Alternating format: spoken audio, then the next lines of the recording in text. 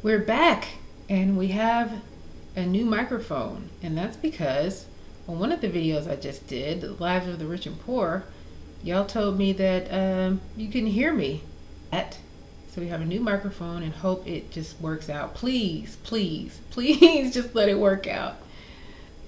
Today we are going to cover, my name is Dr. Jones. I'm not a doctor, but I kind of am. So figure that riddle out. So we're walking from the Old Testament to the New Testament, and we're going to do the in-between. We are walking through the Old Testament with Dr. Cynthia Chapman. She is a biblical scholar that we have done some research on, and we are in the second part of our series, which has brought us to Israel being conquered by Assyria and going into being conquered by Babylon. And under captivity, we find that this began the sort of putting together of the Bible as we know it. So now what we know is they did have books of the law,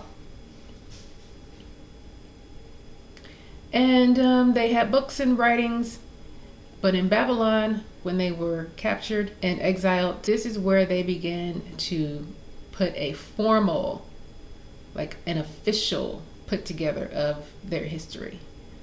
So right now we are going to look at how life was under siege, and this is after the Assyrian incursion. What was like life? What was like life? No. What was life like under siege? Well, let's go back in history and take a look.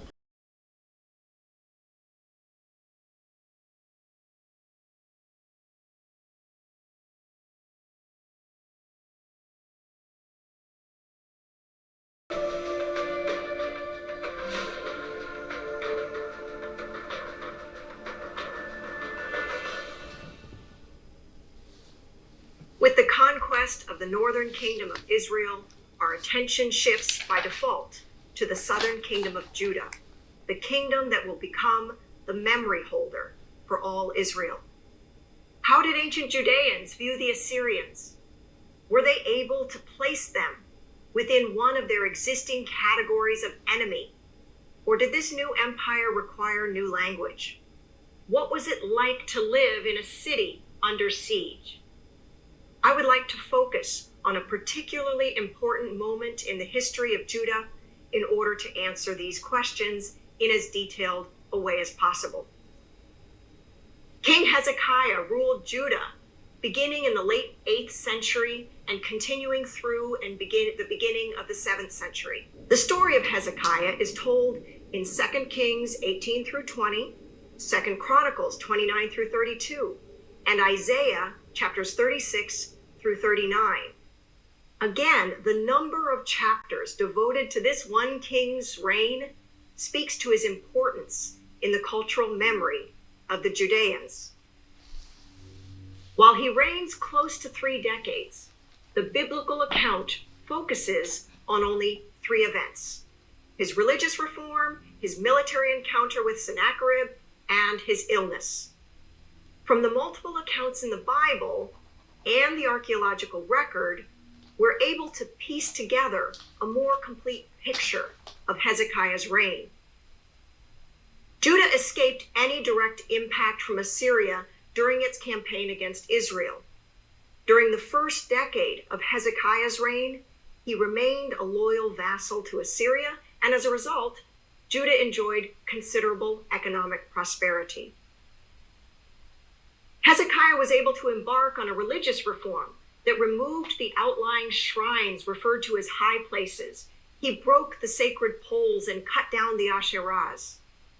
Archaeological surveys of the Judean hill country show that under Hezekiah, many new settlements were established, and the developed area of the capital city of Jerusalem was greatly expanded.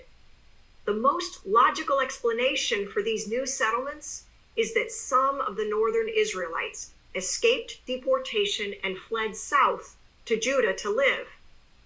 This again explains how we get northern Israel's history preserved in southern Judah's Bible. The biblical account of Hezekiah's reign that begins in 2 Kings 18 spends very little time describing this decade of prosperity. Instead, it moves almost immediately to Hezekiah's military encounter with Assyria. Within 7 verses, we read, Hezekiah rebelled against the king of Assyria and would not serve him. As a result of Hezekiah's rebellion, Sennacherib comes out to Judah to reassert his control. The Bible describes the encounter, saying, in the 14th year of King Hezekiah, Sennacherib, king of Assyria, came up against all the fortified cities of Judah and took them. And Hezekiah, king of Judah, sent to the king of Assyria at Lachish, saying, I have done wrong. Withdraw from me. Whatever you impose on me, I will bear. What we learn here is that while many cities in Judah have been taken, Jerusalem has still not fallen. And Sennacherib is engaged in the siege of Lachish, another Judean town.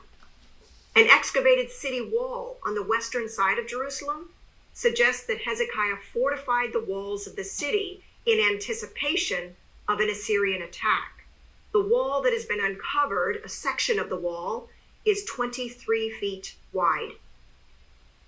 Hezekiah also completed the Siloam tunnel that would supply water from the Gihon spring outside of the city to the city itself. The tunnel ran 1,750 feet through limestone, and an inscription inside the tunnel itself testifies to the sense of achievement that was experienced when the rock chiselers working from the 2 sides first heard each other. The inscription reads, the stone cutters struck toward one another, axe against axe. The water flowed from the source to the pool for 1,200 cubits. In addition to strengthening the walls and securing the water supply to Jerusalem, Hezekiah also stored supplies in order to be able to survive a siege.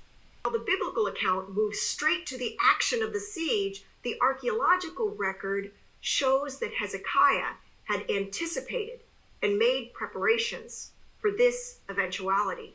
The prophet Isaiah, who wrote during Hezekiah's reign, announced, because of the Judeans' iniquity, specifically against the poor, the Israelite God would raise a signal for a nation far away.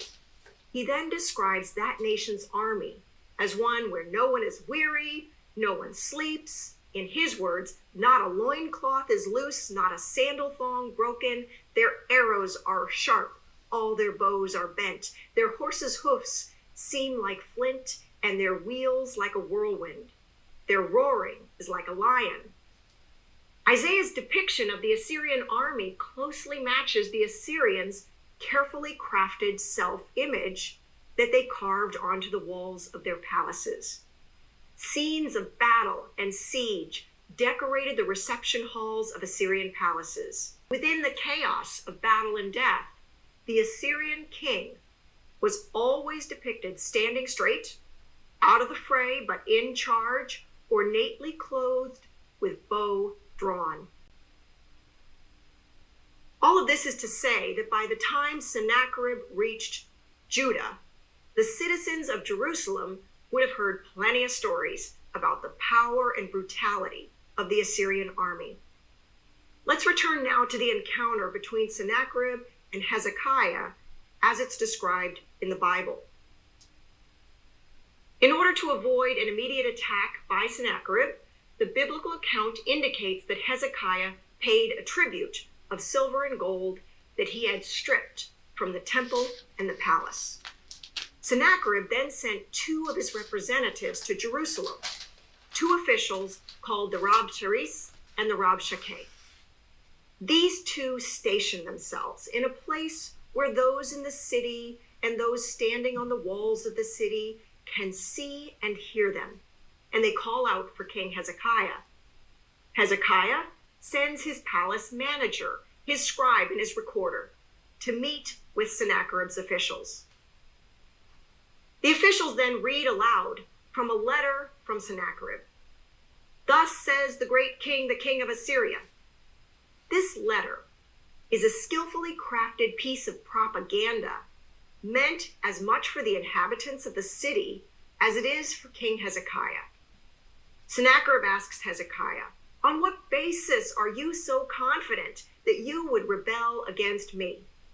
He then lists all the likely arguments circulating in Jerusalem among the commoners about how they might triumph over Assyria, and he shows how each argument is fatally flawed. He starts with Egypt. "You are relying on Egypt, that broken reed of a staff, which will pierce the hand of anyone who leans on it." He then moves to the people's reliance on their own national God to protect them. So he says, "If you say we rely on the Lord our God, is it not he whose high places and altars Hezekiah has removed, saying to Judah and Jerusalem, 'You shall worship before this altar in Jerusalem'?" I want to pause right here because we go back to so when you read 2 Kings, you read that Hezekiah tore down all these other gods and altars and was like, you're only going to worship in Jerusalem at the temple, because that's what they were supposed to do. And now the Rabshakeh is kind of using that against them because he knows that they're worshiping multiple gods. But that's not something that he should have been able to use against them. What's so fascinating here is that Sennacherib's official is playing into inner divisions within the Judean community. When Hezekiah destroyed the outlying shrines and tore down the sacred poles and asherahs, there were likely those who resented the move. Here, the Rabshakeh, an Assyrian emissary, is suggesting that the Israelite God himself was upset at Hezekiah's destruction of these shrines and therefore would not offer his protection. Finally, the letter from Sennacherib addresses the hope that maybe Jerusalem could prevail militarily over Assyria. The Rabshakeh offers a wager. "I will give you 2,000 horses if you are able on your part to set riders on them." Point by point, the Rabshakeh challenges and destroys any hope that the residents of Jerusalem might have had for surviving a military encounter with Sennacherib. Hezekiah's palace representatives immediately realize the danger of the Rabshakeh's words, and they beg him, "Please, speak to us in Aramaic, for we understand it. Do not speak to us in the language of Judah within the hearing of the people who are on the wall." Here we see the psychological warfare at work. The residents of Jerusalem are standing on the wall of their city, and they are listening very carefully to this exchange. They have now heard that they will not be saved by Egypt or by their God or by their military. Hezekiah's officials would like the Assyrian emissaries to speak in the diplomatic language of Aramaic, because the people sitting on the wall wouldn't understand it. The Rabshakeh, however, somehow knows the local language of Judah. He then addresses the residents of Jerusalem directly, using their own language. "Has my master sent me to speak these words to your master and to you, and not to the people sitting on the wall who are doomed with you to eat their own dung and drink their own urine?" So now he's said it. He's articulated the precise fears that are in the minds of anyone living in a city besieged. All would fear the day when hunger drives them to eat whatever they can find. The Rabshakeh then attempts to persuade the Jerusalem residents to come over to his side. "Do not let Hezekiah deceive you," he says. He then continues, "Make your peace with me and come out to me. Then every one of you will eat from your own vine and your own fig tree and drink water from your own cistern." He then promises them that they will be resettled in a land like their own, filled with grain, wine, vineyards, olives, honey. Make peace with Sennacherib, he argues, because then you will live and not die.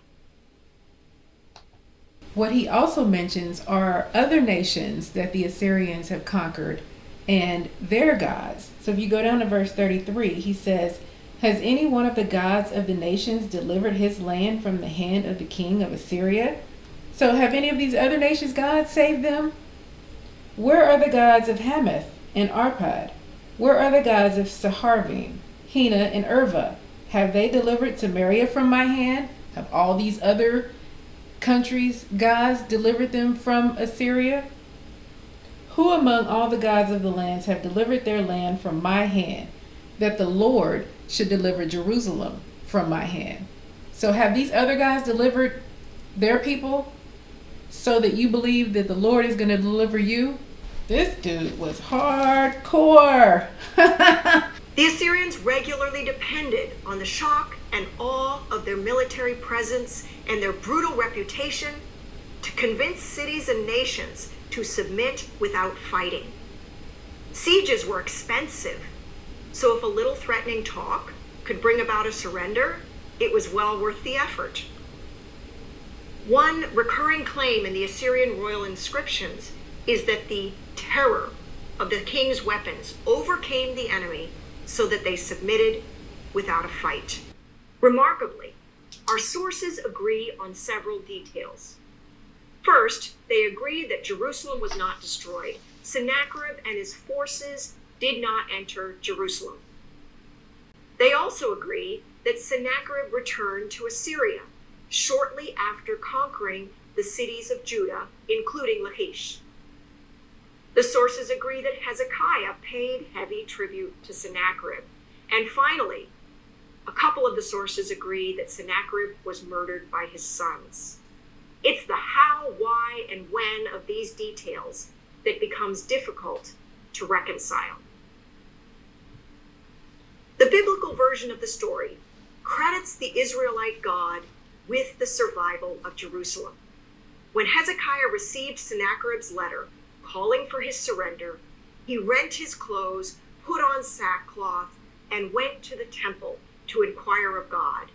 In 2 separate trips to the temple, the prophet Isaiah tells Hezekiah that Sennacherib will not succeed against Jerusalem. In the first trip, he learns that the Israelite God will cause Sennacherib to hear a rumor and return to his own land, where he will fall by the sword.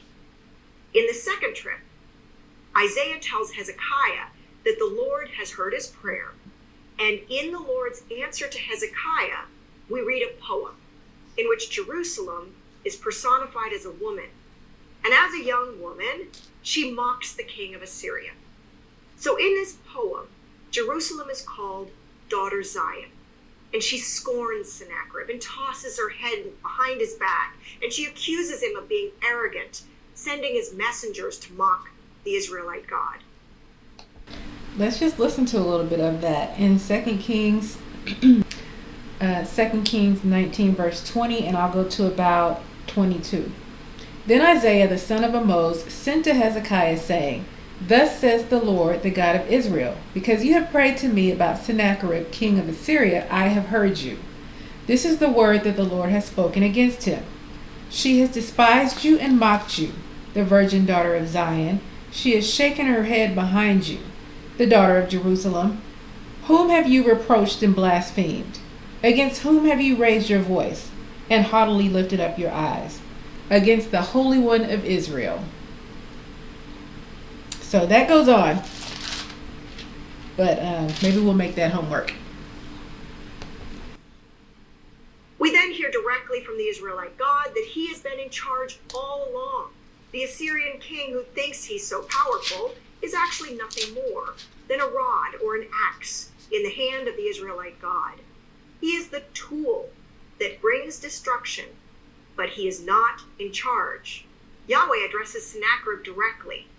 Have you not heard that I determined it long ago, that you should make fortified cities crash into heaps of ruins? The God of Israel concludes, He shall not come into this city, shoot an arrow there, come before it with a shield, or cast up a siege ramp against it. I will defend this city to save it.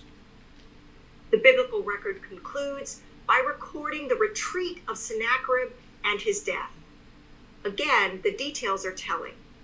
An angel of the Lord strikes down 185 Not an angel of the Lord. The angel of the Lord. And y'all know we have been looking at the angel of the Lord throughout the Old Testament, and this is another place where he shows up. 5,000 Assyrian soldiers in one night. And when Sennacherib sees the pile of dead bodies, he returns to his home in Nineveh. And the very next verse tells us, as he was worshiping in the house of his god Nisroch, his sons Adramelech and Sharezer killed him with the sword, and they escaped into the land of Ararat.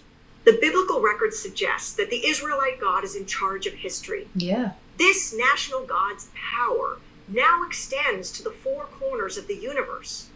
He is able to command foreign kings, call up foreign armies, deliver a punishment against his people, but ultimately save a remnant of them and protect his city. When we turn to the visual narrative found in Sennacherib's palace, the campaign against Judah receives detailed attention. Sennacherib called his palace in Nineveh the palace without rival. It was built and decorated to inspire awe in all who beheld it. And the siege of Lachish is covered in several panels. A couple joined panels show the siege and conquest of the city. We see the fortified walled city of Lachish on the hillside. The wall has regularly spaced guard towers. Each of these show that the Assyrian forces have already entered the city and are battling it out with Judean soldiers, who are mostly giving up, signaling their surrender with raised empty hands. The hillside outside the city are built up with siege ramps. The sheer labor that would be required to move earth and pack it into ramps makes you understand why a siege would take years and why the Assyrians would try to get cities to surrender without having to lay siege works. Advancing up the siege ramps are multiple battering rams. Artistically, the siege ramps form a set of diagonals that cross at the city's gate, and in effect, they mark the city with an X. As Isaiah described them, the Assyrian soldiers are not weary. They do not soldier, they do not stumble, not a sandal thong is loose, and their bows are taut. The Judean soldiers, on the other hand, are shown seeking mercy. Their quivers lie abandoned on the hillside. 3 are shown naked and impaled just outside the city gates. Judean women and children are shown leaving the city gates with small packs on their backs. The juxtaposition of the naked and impaled Judean men next to the captured Judean women is the Assyrian way of shaming the enemy men by showing them to be incapable of protecting their women and children. A second set of panels shows an aerial view of the occupation of the city by the Assyrian king and his forces.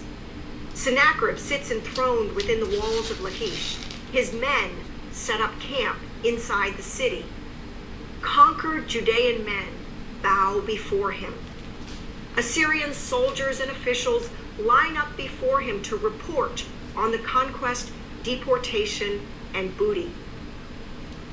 A final set of panels shows the deportation of the inhabitants of the city. We see lines of Judeans being carried into exile. Women and children with their small packs ride on wagons while the Assyrian soldiers keep watch. If one were to visit Sennacherib's palace without rival and see this series of panels depicting the siege, conquest, and deportation of the city of Lachish, one couldn't help but be impressed. Both the biblical and the Assyrian records of the military encounter record a victory. The Bible records a victory for the Israelite God who successfully punishes his people by bringing the Assyrians against them. At the same time, he preserves a remnant and protects his city of Jerusalem. Ultimately, the Israelite God teaches the Assyrian king a lesson. killing thousands of his troops and sending him back to his own land, and possibly even orchestrating his murder at the hands of his son. The survival of Jerusalem, and therefore Judah, ends up having profound implications for the history of Israel and the formation of the Bible. If Judah had been conquered completely by the Assyrians, the Judeans would have been scattered and exiled like the Israelites from the north were. They would have become yet another lost tribe. Instead, likely because Hezekiah agreed to pay a heavier tribute and remain a loyal vassal, Judah survives, and with its survival, the stories of the Bible continue to take shape and get passed down to the next generation. A little bit of a recap. Life under siege under the Assyrians was a little bit scary for the people, because you've got the Rabshakeh and that other guy coming in talking a whole lot of crazy stuff about what's going to happen to them, and what your God can't do, and my king is better than your king, kind of trash talk kind of thing. And all these other guys didn't help their people. What makes you think your God is going to help you? Your God's not better than any of these other gods. So they were probably living in fear. And Hezekiah was affected by this as well. And then Isaiah had to come to Hezekiah, and they prayed, and God responded and got Sennacherib up out of there. So, but then the king of Babylon, well, we haven't gotten there yet. Well, we're getting close. The next class that we're going to get into is going to be about religious debates during that time. And what we're going to get into is the fact that the people worshipped multiple gods, and they had different ideas over how to worship God, which is crazy because they had the law which specified how to worship God, but that's neither here nor there. People end up doing what they want to do. So then we're going to be introduced to King Josiah, who's going to come in, and he cleans up the temple. He finds the book of the law, and there's like this sweeping religious reform that takes place. So that's what we're going to get into next. And then after that, my allergies are making my nose itch. I'm so sorry. I'm not in my nose. I'm on top. It itches. And then after that, we're going to get into the exile to Babylon. So come back. If you haven't already, please like this video. Please subscribe to our channel. We are growing. It is exciting. We hit 50 subscribers, 50 classmates as we call them here. That is exciting. It's fun. We learn a lot of interesting things. Please share the video to somebody that you think may enjoy this kind of content. If you have any questions, please leave those in the comments, or you can email me. Please excuse me, my allergies, all the YouTube things. And please come back and join us in a week for Wednesday night Bible class.